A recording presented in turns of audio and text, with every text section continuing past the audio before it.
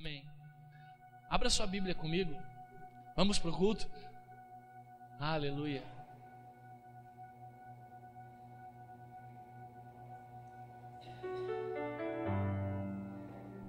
O que eu vou pregar agora, né? Só vou dar uma faladinha, como diz Luiz Hermínio, só vou dar a última mãozinha só para alinhar a tinta. Abra comigo em 1 Reis, capítulo 16.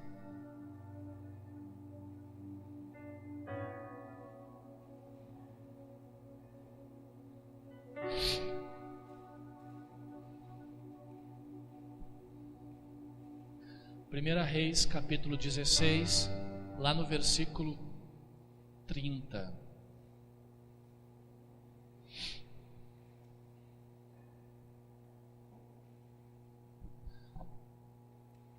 Primeira Reis, capítulo 16, versículo 30, diz assim: Fez Acabe, filho de Onri, o que era mal perante o Senhor, mais do que todos os que foram antes dele, como se fora coisa de somenos andar ele nos pecados de Jeroboão, filho de Nebate. Tomou por mulher a Jezabel, filha de Etbaal, rei dos Sidônios, e foi e serviu a Baal e o adorou. Levantou um altar a Baal na casa de Baal, que edificara em Samaria. Também Acabe fez um poste ídolo, de maneira que cometeu mais abominações para irritar ao Senhor, Deus de Israel, do que todos os reis de Israel que foram antes dele.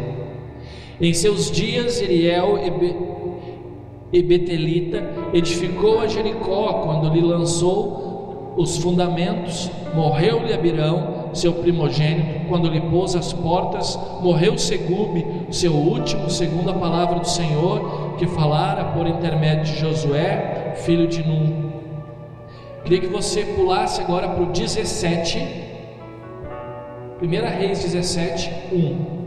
Então Elias, o tesbita, dos moradores de Gileade, disse a Acabe: Tão certo como vive o Senhor Deus de Israel, perante a face, cuja face estou, nem orvalho, nem chuva haverá nesses anos, segundo a minha palavra. Até aqui.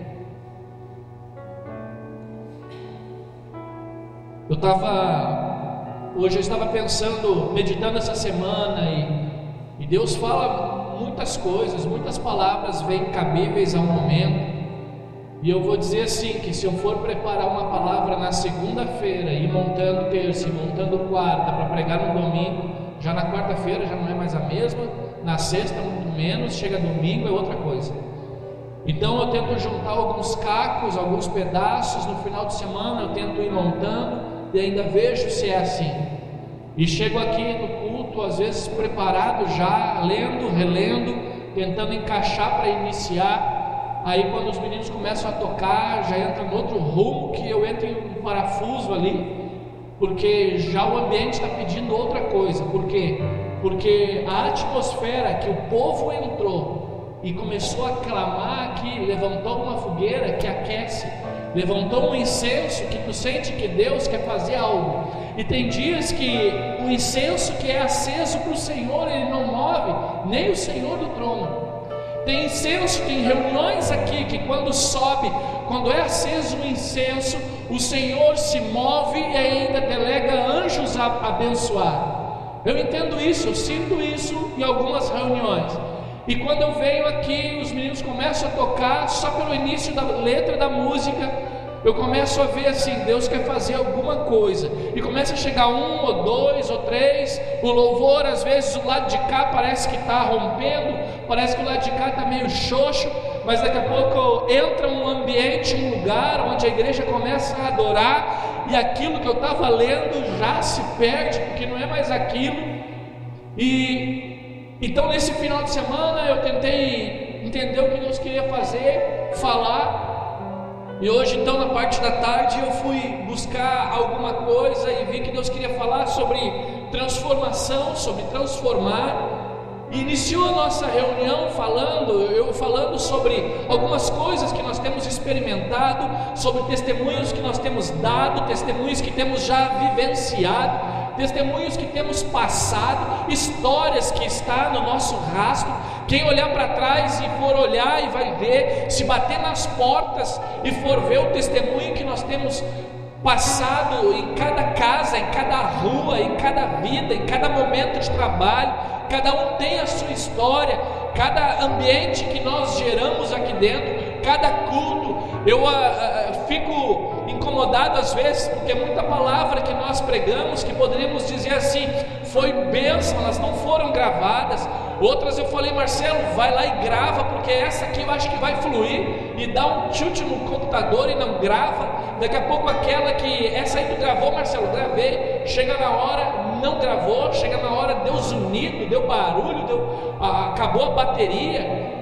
Mas Deus quer pegar nós no secreto. Eu vejo que Deus está querendo nos fazer no secreto. Eu não sei não se isso aqui vai funcionar depois. Eu não sei se essa gravação vai bombar. De repente tu vai dizer assim, o pastor estava muito no canto e não deu.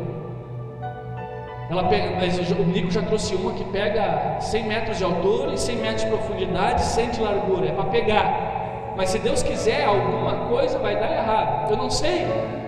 Eu levava pendrive para o seminário para ouvir a palavra daqueles caras, porque durante 2 anos meu culto foi indo para o seminário, porque a igreja não conseguia mais me alimentar, não entrava naquele lugar que eu estava entendendo em Deus.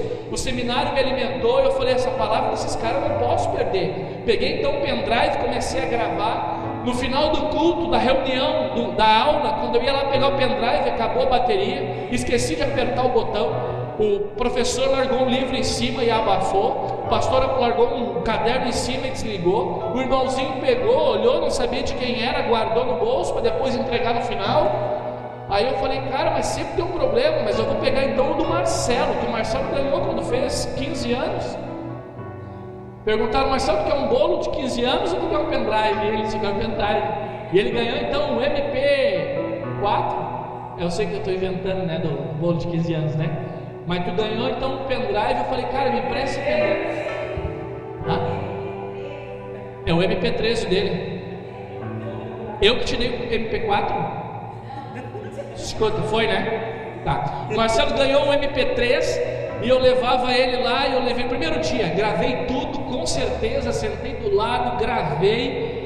E eu falei, cara, eu vou levar isso aqui para casa. Botei no bolso, peguei o carro. Quando eu cheguei em casa, fui abrir o portão, não sei, procurei o pendrive, não achei. Sumiu, desapareceu. E o Marcelo do meu lado assim, correndo já 11 horas da noite. Ele abriu a porta para mim e falou, cadê meu MP3? Eu falei, cara, eu não sei cadê, cara. E ele ficou uma semana, e o MP3 que o pai me deu, e o MP3 que o pai me deu, e o MP3. E eu fui lá, então eu falei, comprei um financiado nas Americanas em 25 vezes, o MP4, e dei para ele. E ele pegou o MP4 e ainda disse assim, mas não é aquele MP3 que eu tinha.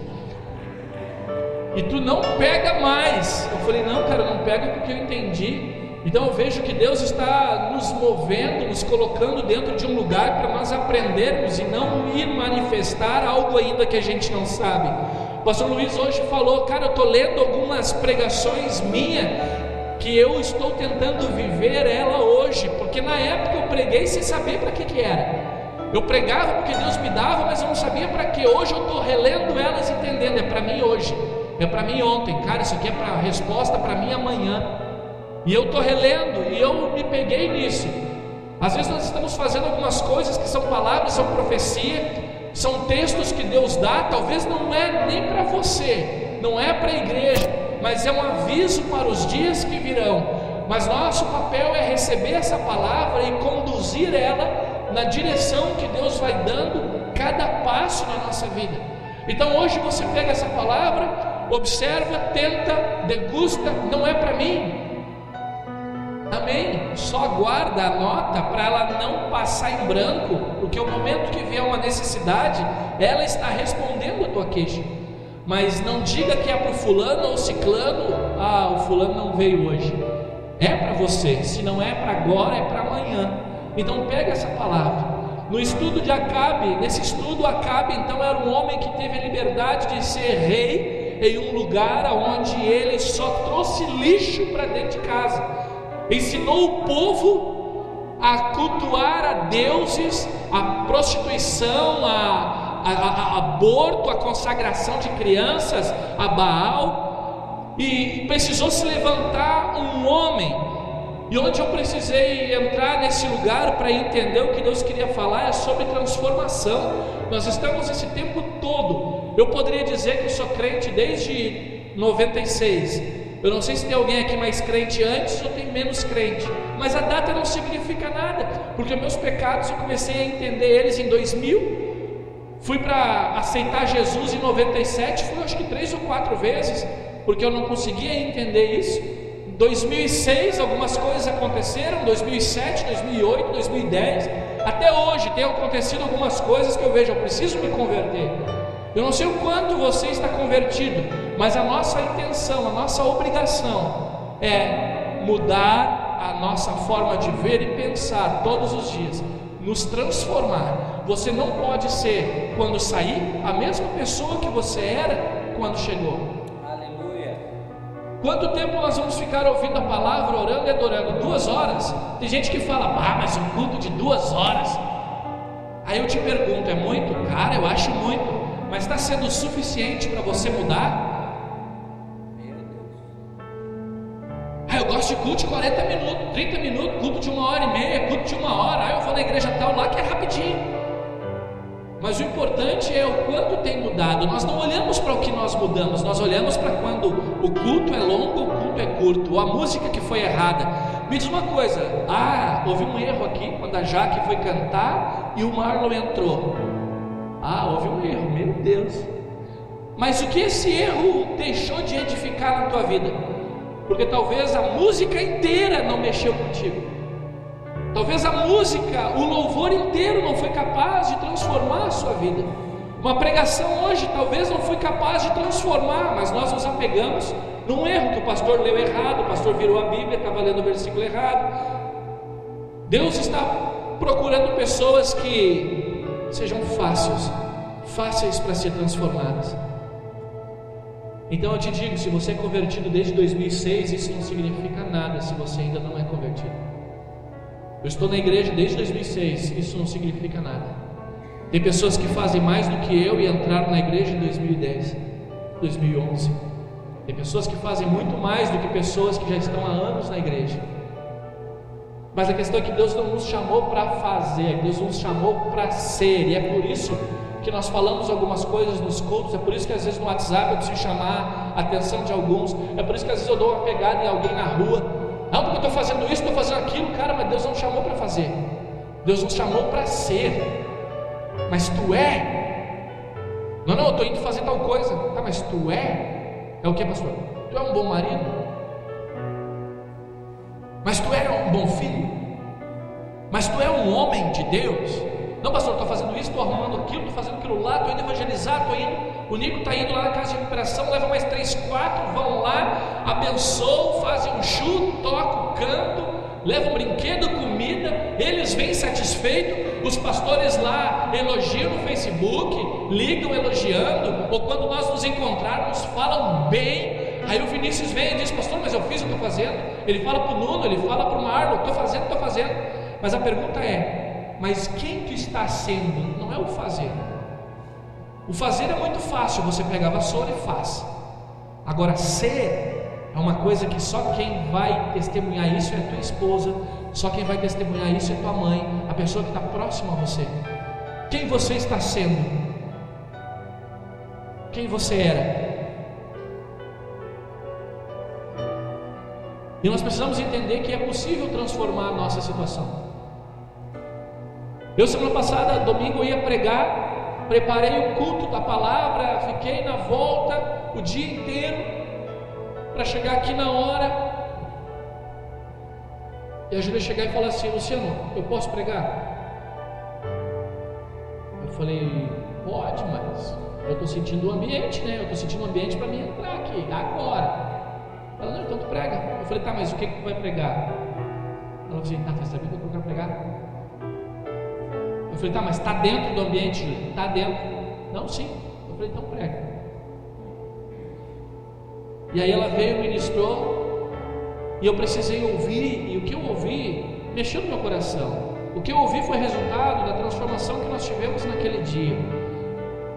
Nós ficamos até hoje conversando sobre a palavra que foi ministrada, o que eu fiz durante o dia e o que ela ministrou à noite.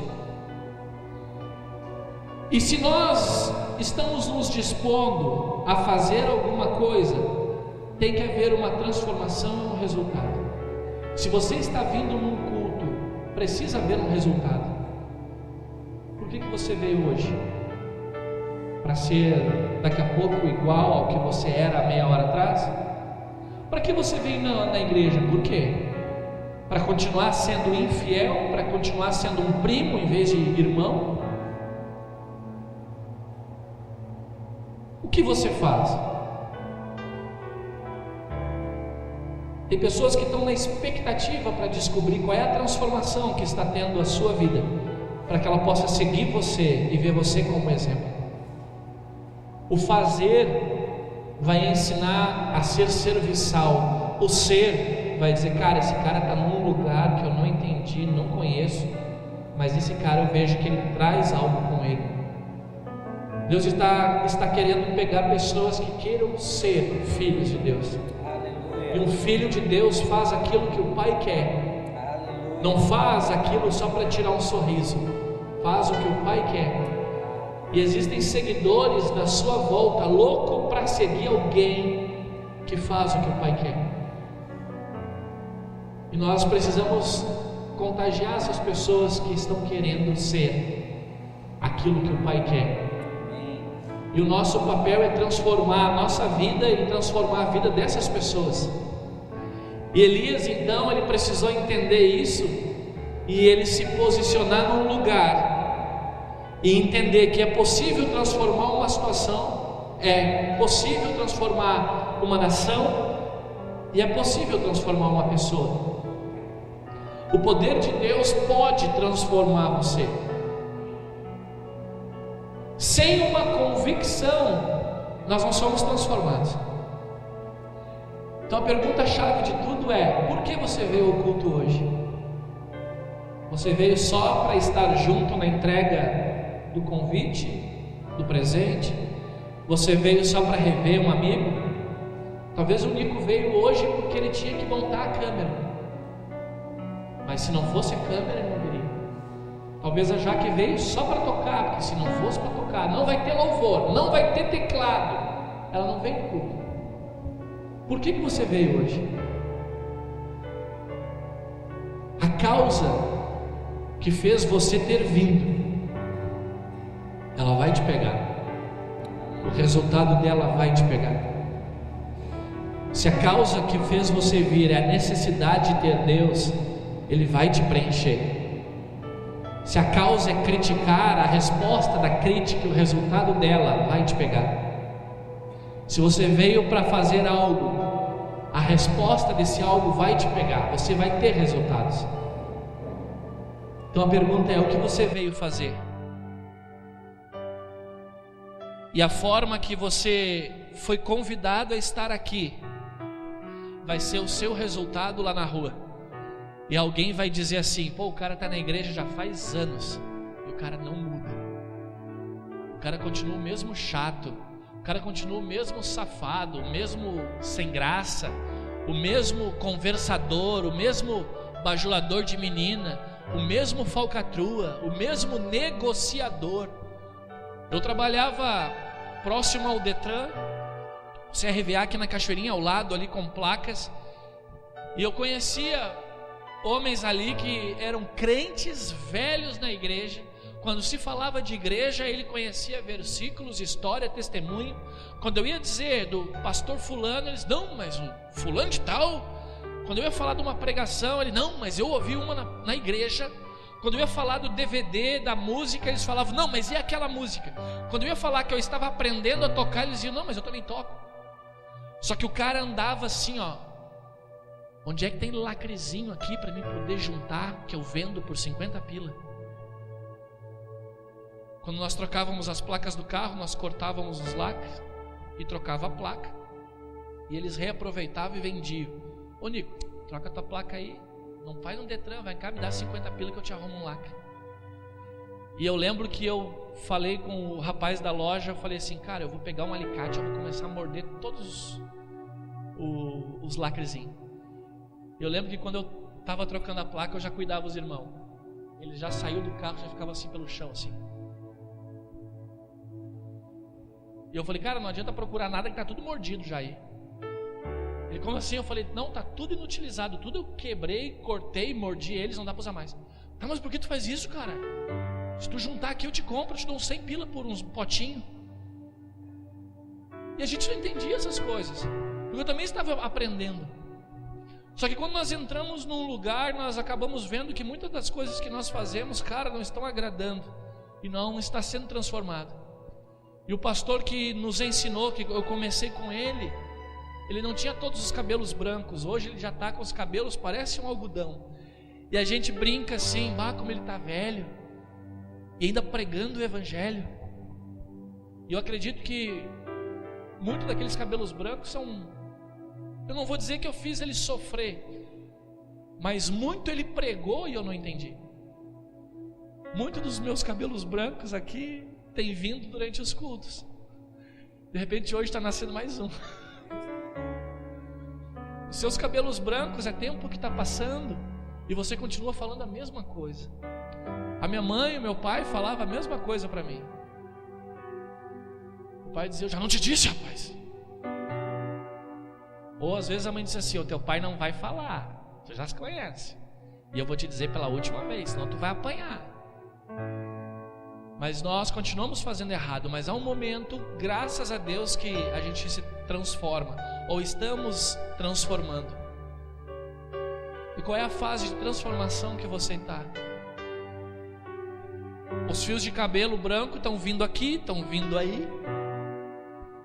Mais um culto no nosso calendário. Talvez para você que está aqui já há 1 ano, há 2 anos, quantos cultos se passaram? E o que tem ocasionado de transformação na sua vida? Segundo essa descrição, essa palavra, a situação de Israel era terrível.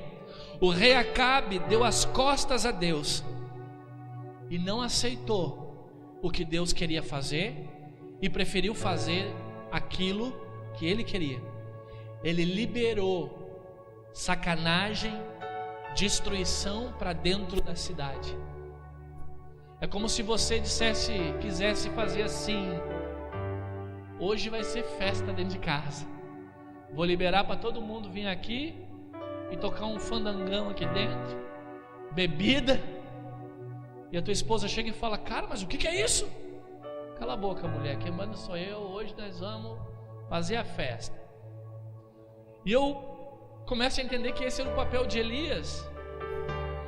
No meio de todo aquele lixo dentro do seu reinado, um homem não se dobrou, não aceitou, e ele ficou sendo guardado pelo Senhor. Ele continuou andando naquele lugar, mas não se corrompeu. Por que Elias foi transformado por uma palavra de Deus, se ele é um homem como eu e você e como Acabe? Por que Elias teve as suas opções e ele não aceitou aquilo que facilitava e era gratificante para a sua carne? Ele optou estar no Senhor e não aceitar aqueles convites.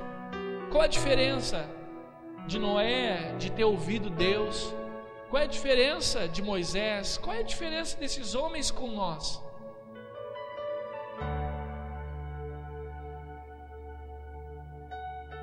Um homem que deixou os valores serem corrompidos. Houve um declínio, uma queda moral dentro daquele lugar. Eu não sei como está a sua casa. Talvez você não faz as mesmas coisas mais. Você não rouba, você não mente, você não trai. Glória a Deus. Você não mata mais. Mas ainda você se deixa ser levado por algumas coisas que a Bíblia tão clara diz: você está em pecado. Ou talvez outras coisas que a Bíblia não fala, mas o homem se isenta da posição que ele deveria ter, deixando o peso sobre a mulher, e a mulher continua fazendo. Aí entra naquele assunto que a Júlia estava ministrando: homens que se afastam, se feminizam e deixam a mulher ser o macho dentro de casa. A mulher é obrigada a tomar uma posição de macho, porque o homem não toma. Ele deixa faltar coisas em casas, porque ele não entende o seu lugar, mas ele continua dizendo: eu sou crente. A minha pergunta é: o que você tem feito na igreja que ainda não entendeu isso? A Bíblia diz muitas coisas, outras não diz, mas eu acredito que isso que eu estou falando, nós já falamos várias vezes aqui, os nossos alimentos, que é os DVDs e material do Mevan, ou material que nós temos, porque eu conheço aqui a maioria, e nós nos alimentamos das mesmas coisas. Por que é tão diferente um do outro?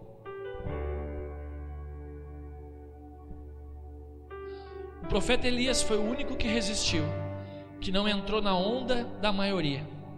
Ao contrário, ele colocou de lado o conforto, aquilo que era conveniente para ele, só para testemunhar em nome do Senhor.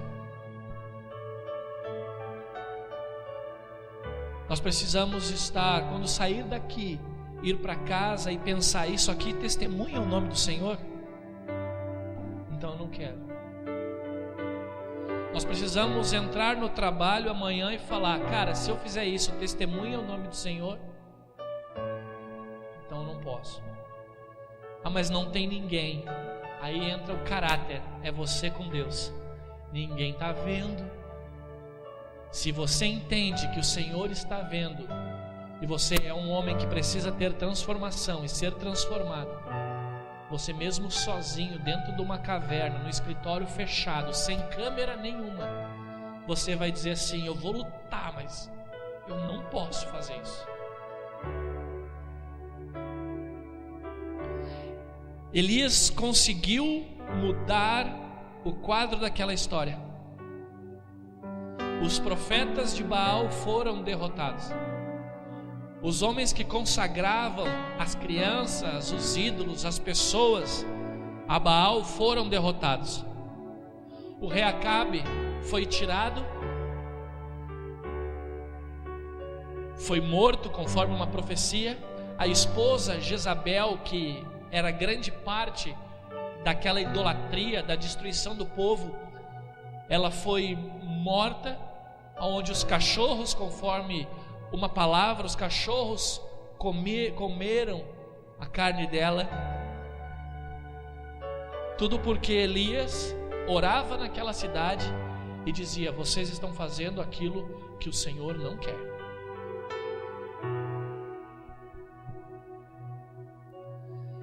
Eu queria trazer esse texto, juntar ele para um lugar só.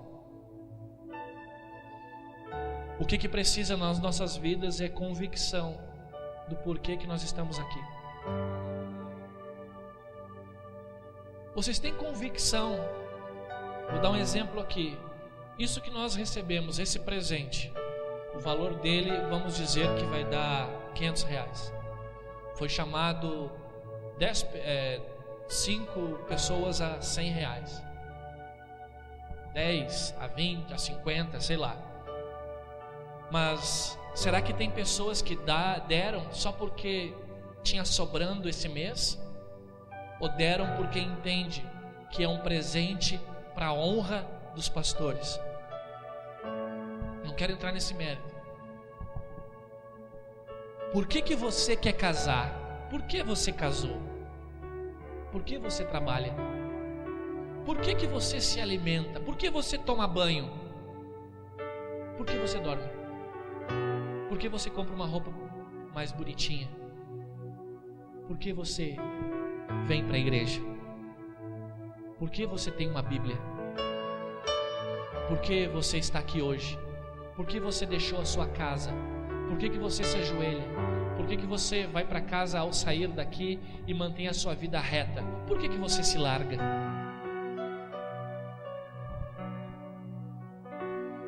Tudo isso é por causa da convicção que você tem naquilo que você faz. Se você vem ao culto sem convicção nenhuma, você não vai aprender e não haverá transformação. Se você vem só para tocar, precisa haver uma convicção, o porquê você vai tocar. Se eu vim pregar, precisa haver uma convicção de que eu quero trazer uma palavra que vai mudar a vocês e a mim também. Convicção é uma condição que não pode faltar para uma transformação. Qual era a convicção de Elias para ele fazer tudo isso? No meio de uma cidade, ele se manter fiel e firme. De ser ameaçado de morte, ser perseguido, Deus mandar ele ficar numa caverna, Deus mandar ele passar fome, ou num lugar que ele enxergaria que iria passar fome, mas ele disse: eu vou, Senhor. Mas Deus não deixou faltar, porque Deus viu o que ele estava fazendo por uma palavra de Deus, e Deus mandou alimento para ele. Qual é a convicção que esse homem tinha? Ele precisava acreditar em alguma coisa. Qual é a convicção que nós temos quando viemos à sala de oração? Convicção em que quando as mulheres vêm se reunir no sábado pela manhã? Qual é a convicção?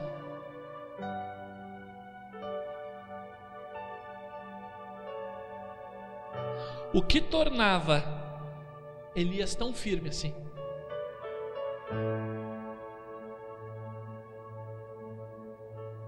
Onde alguém poderia encontrar coragem para manter-se firme na fé naqueles dias escuros, aqueles dias difíceis? Elias tinha uma convicção no Senhor, e é nesse lugar que nós precisamos entrar. Eu vou te dizer, você não está passando o que Elias passou. Você não tem os compromissos, as responsabilidades e os encargos que ele tinha. E nem nós somos convictos em fazer alguma coisa por Deus. Onde ele arranjava forças para encarar um rei idólatra e avisar: cara, o teu castigo está próximo.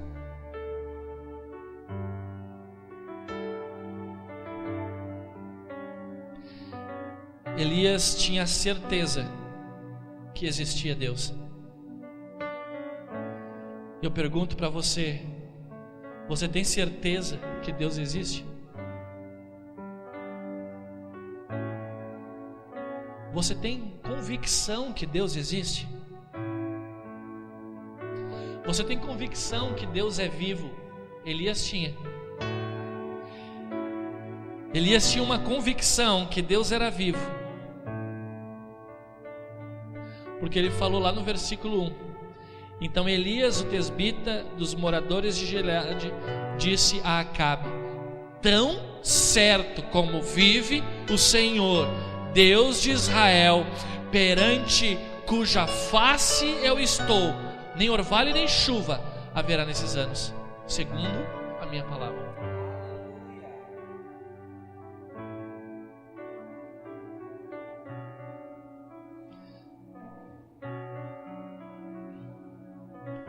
Acabe e seus comparsas, eles achavam que tinha acabado a presença de Deus naquele lugar. Mas um homem trouxe de volta o ambiente de Deus e a presença de Deus para aquele lugar, onde os homens vieram depois e reinaram, no meio de muita luta, mas conseguiram conduzir o povo, por causa que um homem se posicionou. Eu queria trazer isso para dentro da sua casa. Se um se posicionar dentro de casa, a presença de Deus é obrigada a vir. Se um se posicionar dentro de um presídio, Deus é obrigado a vir. Se um se posicionar dentro de uma igreja, Deus é obrigado a vir. Porém, Deus vai estar pairando sobre o ambiente, mas só vai entender e ver a presença dele aquele que o evocou e aquele que resolveu ter convicção de que Deus está, e eu me rendo a ele. Se Deus não veio, só você acha isso. Você não tem convicção de que ele é vivo e existe. Para que Deus transforme qualquer situação, basta um único homem, um indivíduo com compromisso no Senhor. A Júlia me pega algumas vezes e fala: Luciano, por que tu não fez aquilo? Não, porque eu tenho que fazer lá. Eu tenho compromisso. Ela diz: tu tem compromisso lá, tu precisa ter compromisso aqui. Meu patrão diz: Luciano, por que chegou atrasado? Não, porque eu tive que passar em tal lugar. Teu compromisso precisa ser aqui, não lá. Querido, por que você não veio no culto? Não, porque eu tive que fazer tal coisa. Qual é o teu compromisso? O seu compromisso está onde? Está com quem? A sua vida é compromissada com o quê? Com a palavra? Com Deus? A sua vida muda. Elias tinha certeza de que ele era um representante do Senhor na terra. Elias chegou ao ponto a falar, onde eu li no versículo 1, ele disse: o Deus perante a face eu estou. Quem poderia dizer assim: eu estou aqui, Senhor, diante de ti, eu sei que tu está diante de mim. Tinha um homem que tem uma história dele, que ele ia orar pelas pessoas e ele dizia assim: eu quero orar, Senhor, por essa enferma, porque tu sabe a autoridade que está em mim, e eu também reconheço a autoridade que tu me deu, e tu me conhece, por isso eu sei que tu vai honrar a minha oração. Eu estava lendo sobre ele. Ele dizia assim: eu sei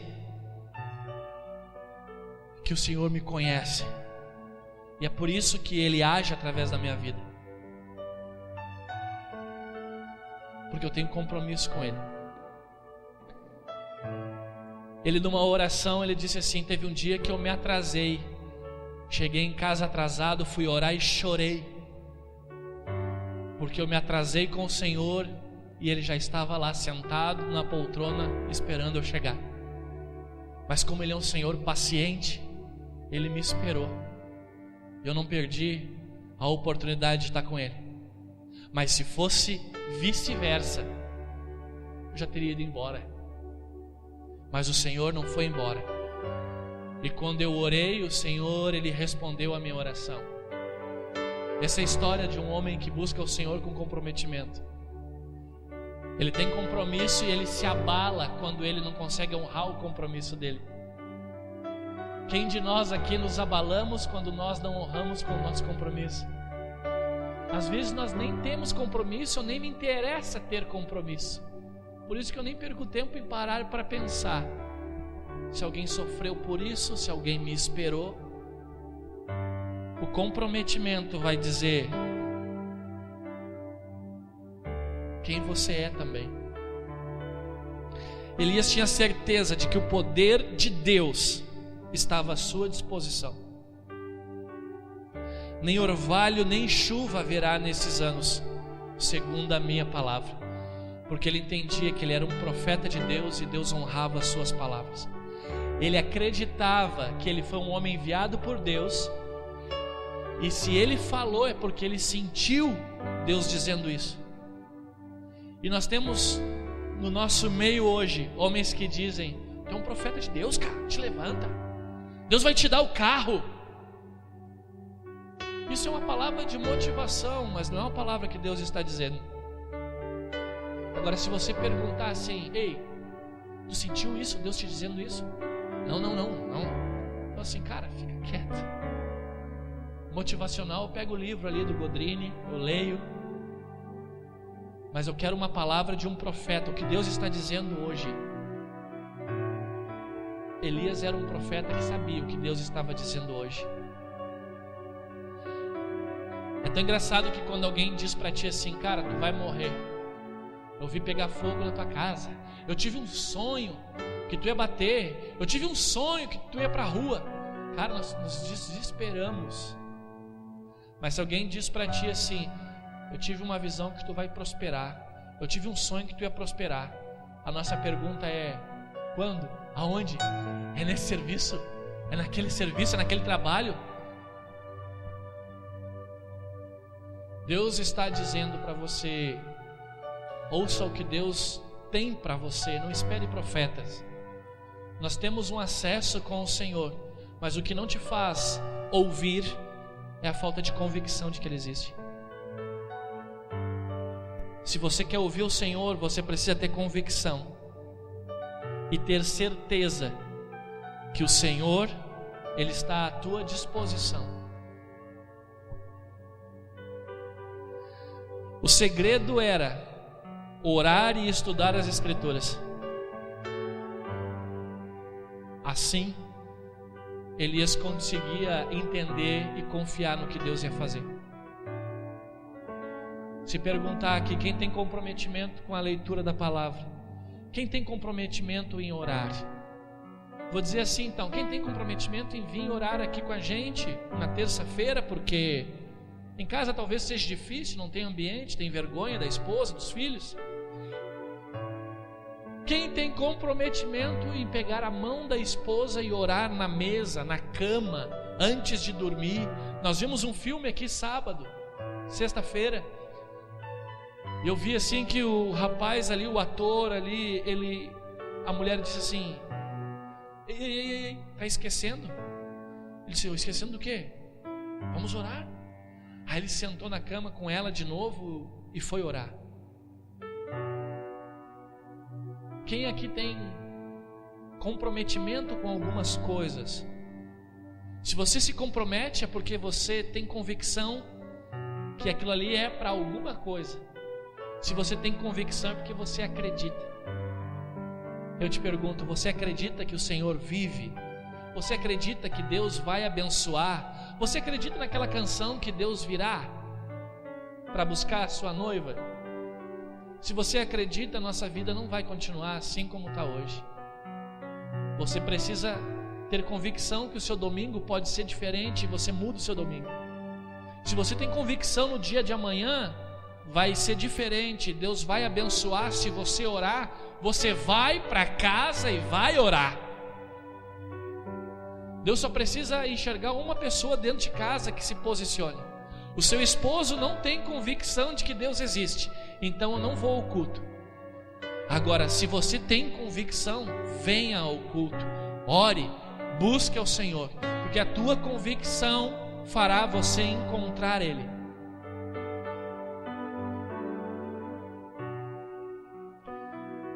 Nós carregamos a Bíblia, eu vou te dizer, tem Bíblia de tudo que é tamanho, para tudo que é jeito, de tudo que é letra.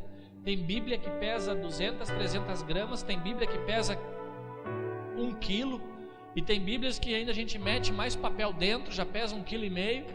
Tem Bíblia que é grande, que é pequena.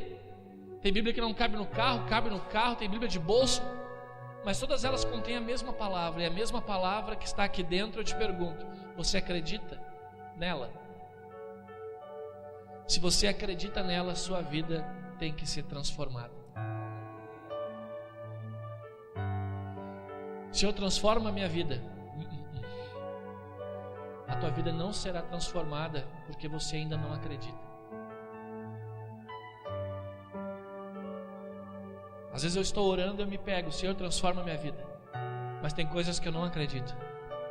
No filme, esse pastor, ele foi conversar com um mais antigo, um senhor já, e ele falou assim: eu não sei, eu estou trabalhando ainda, eu estou na igreja, eu não sei o que eu faço, eu me posicionei até tal tempo, mas daí já passou esse tempo e eu continuo ainda cuidando aqui da igreja e trabalhando como policial, eu estou dividido. E ele falou assim: o que eu tenho para te dizer é, você tem convicção em largar? Ele baixou a cabeça. Você tem convicção de que é isso? Ele baixou a cabeça. Ele disse: tá aí a resposta que tu me perguntava. Com uma pergunta, tu mesmo já sabe a resposta.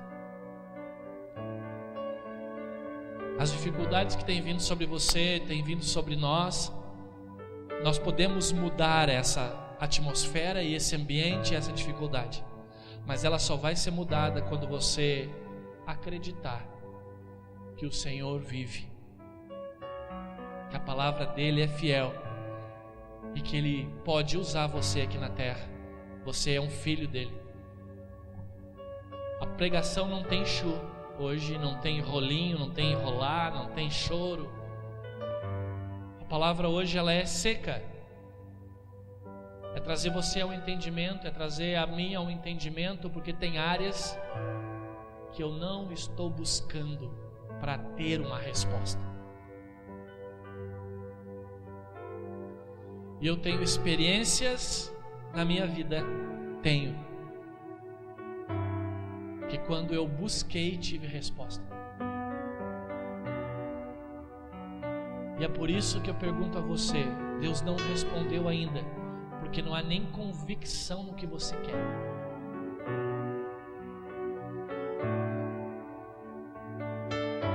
Qual é a sua convicção? Você precisa do quê? Você quer o quê? Quero ser salvo. E quanto você está convicto em buscar algo para que isso venha? Eu quero o reino dos céus. Quanto você está convicto a buscar isso? Eu quero o Senhor Jesus, eu quero ser um pregador, eu quero ser um pastor, eu quero ser um formado numa faculdade, eu quero ter um escritório. O quanto você está buscando isso? Um dia o pastor falou: Luciano, se tu não correr atrás, não vai vir anjo nenhum para pintar tua parede. Eu falei: mas se Deus quiser, Ele faz. Ele disse: amém. Essa é a palavra que Ele me disse. E eu fui orar, eu acabei vendo que se eu realmente não correr atrás, anjos não vão vir pintar. Mas se eu me posicionar em orar, Deus pode me dar as latas de tinta de graça e mandar alguém próximo a mim vir pintar de graça, e as minhas paredes amanhã estarem pintadas, e eu ainda posso chamar ele: cara, é um anjo do Senhor.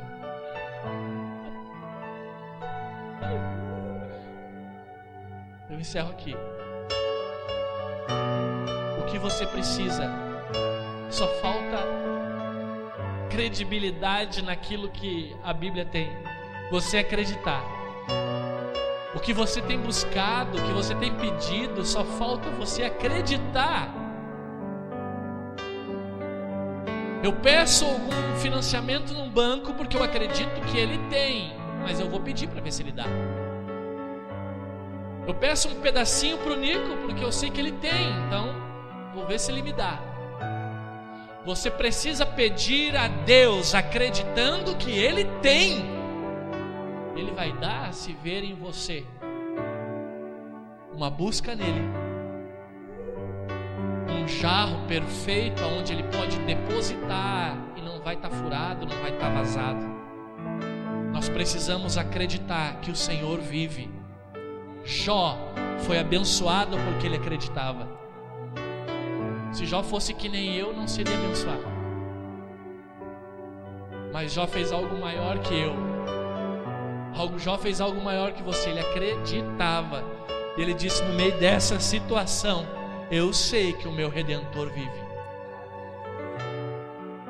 E o Senhor prosperou a sua vida. Eu queria te dizer: você só vai conquistar se você correr atrás acreditando. Ninguém corre atrás do nada.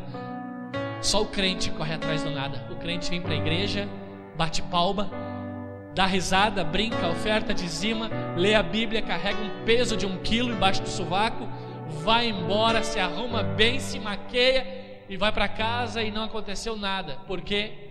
Porque o crente, ele não acredita. O espírita, o umbandista, o católico fiel acredita, mas o crente não acredita.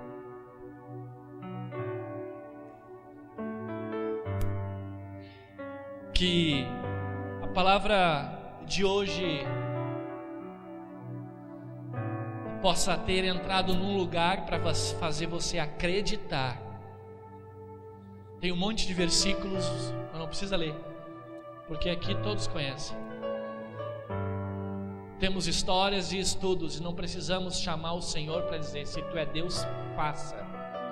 Deus fez para você acreditar, e você ainda não continua acreditando.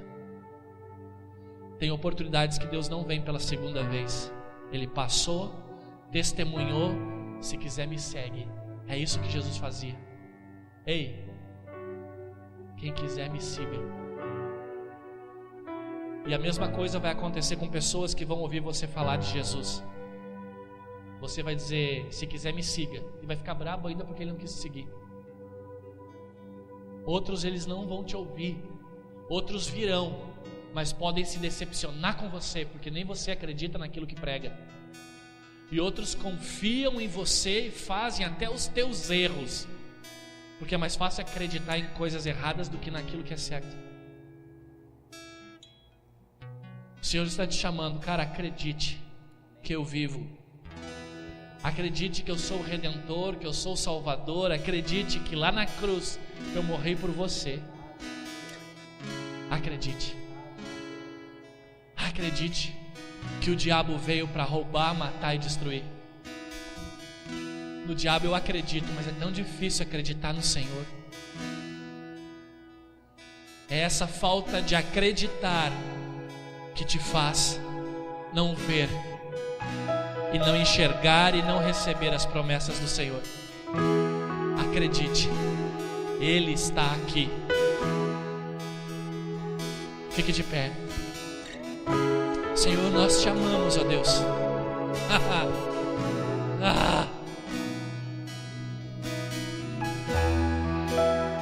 Eu sei, Senhor, que fazia com que Paulo passasse os tormentos, ó Deus, e é uma referência hoje.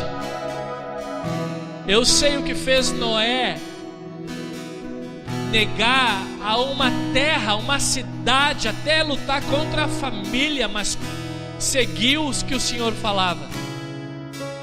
Eu sei, Senhor, o que Elias via e ele entendia. Eu sei o que tinha nele. Não sei, não senti o que ele passou, mas eu sei o que havia nele: convicção de que o Senhor existe e o Senhor o ama. Eu quero acreditar todos os dias mais que o Senhor me ama. Eu quero acreditar que existe alguém aqui nesse lugar que hoje se posiciona e diz que não vai dobrar o seu joelho para outros deuses. Eu quero acreditar que aqui nesse dia mais um se posiciona em dizer: eu acredito nas tuas palavras, Deus. Eu confio em ti. Só tu tens, ó Deus, as palavras de vida. Eu acredito.